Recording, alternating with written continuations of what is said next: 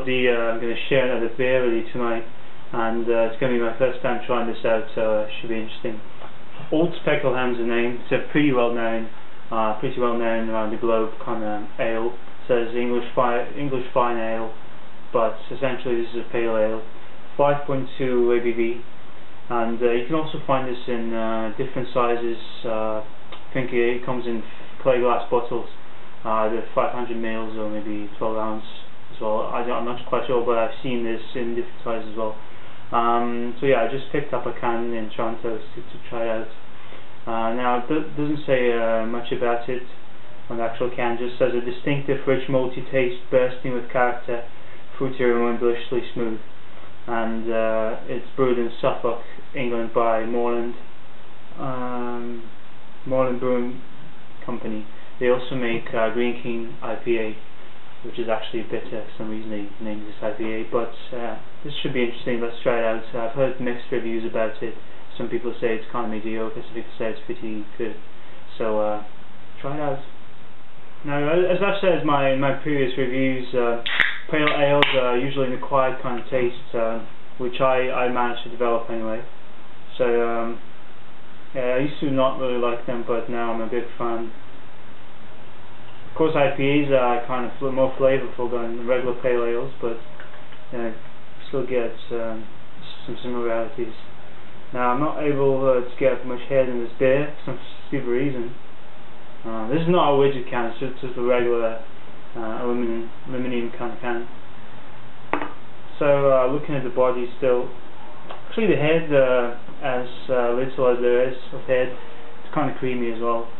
Very carbonated. I could definitely see a lot of smaller bubbles in the beer. Standard kind of copper color, maybe slightly darker than some pale ales tend to be, but yeah, dark, border and red kind of copper color.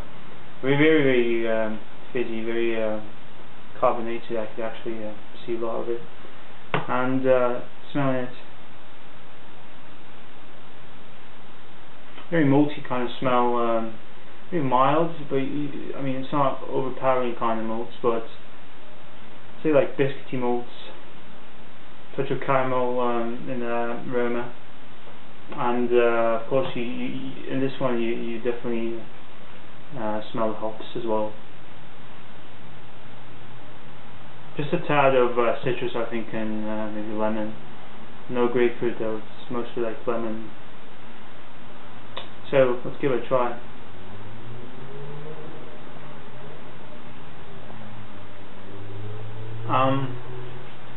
Very nice. I like this. It's much more sweeter than the pale ales I'm used to. You know, usually pale ales are more bitter and they have a really dry, lingering finish to them. But this is actually it's smoother than that. Maybe robust kind of malty flavor profile you get up front. And kind of follows through with a nice bready kind of feel to it. It's a bit chewy though. It's not. It's definitely not light body. It's more medium, maybe to heavy. I think medium overall, but it's really smooth.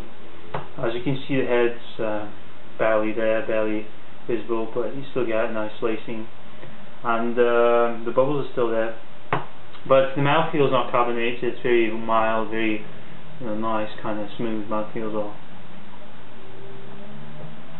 Oh, this is actually surprisingly good. I didn't expect this to be anything specific, but it's certainly a bit different from what I'm used to in pale ales, and very smooth. So I'll get back to you in so far 3 3.